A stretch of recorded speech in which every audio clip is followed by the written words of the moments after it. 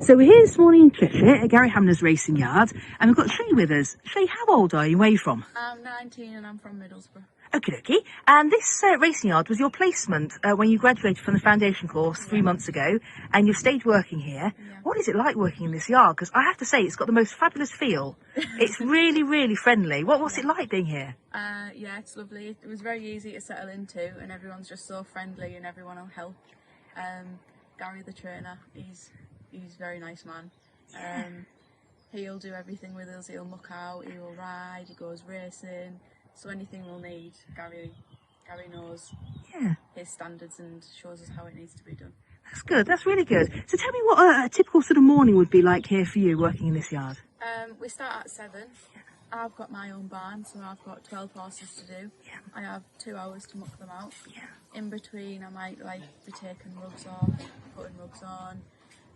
Once I've mucked out at 9 o'clock, I have to do all the waters and the water bowls, and then sweep. And I might be putting on the walker, taking off the walker, bringing the horses in and out of fields. Making sure the horses that have been ridden have got the correct rugs on after, so they don't get a chill or get too warm.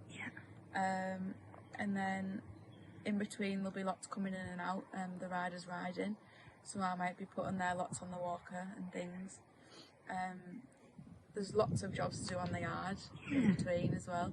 And then about 11, Gary will come and feed them, and then I'll start rugging the ones up that are going out and turning out. And the ones that stay in, I'll skip their boxes out and give them hay. And if I've got time, I'll try and get some boxes ready for the evening. Okay, so it's a busy morning, isn't it? Yeah, you catch your breath somewhere along the way there. I saw you having a cup of tea earlier, so you have a few little breaks along the way. Usually about 9:30 we'll have a tea break. Oh, it's compulsory to have one of those, isn't it?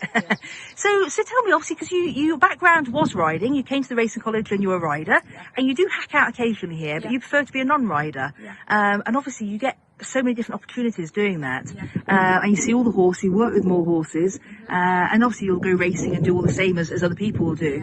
But you enjoy being a non-rider. Tell me about sort of becoming a non-rider. Because it fits you, you're more comfortable as a non-rider. Yeah, I've got my own routine and I've got my own barn, and I'm just sort of quite 70% of the time I'm on the yard on my own, so and I know what needs to be done, and I just prefer it. I'm just sort of in my own little business. So you've got some responsibility there, having that barn with those 12 horses in. And obviously I know you work with the vet and the farrier as well, and help there. And I heard you on the phone to the boss this morning, speaking about the farrier. So you sort of playing it down a little bit, but you do have quite a bit of responsibility and sort of ownership, in inverted commas, of those horses in your barn. So somebody who's watching this now, Shae, and thinking, I want to come into racing, but I don't want to be a rider, because a lot of people are not riders in racing, and that surprises a lot of people. What advice would you give them? Just go for it. You still get amazing opportunities, you still go racing, you'll still get asked to do jobs, you might do jobs that the riders don't do, and they're just as important. Of course they are. At the end of the day, the health of the horses is the most important thing, isn't it? If they're not healthy, they won't win races. And obviously looking after them, the groundwork is so important. Shae, that's wonderful. We will let you go finish morning stables. Thank you for sharing that experience with us, and we'll come back and see you in a few weeks. Thank you. Thank you.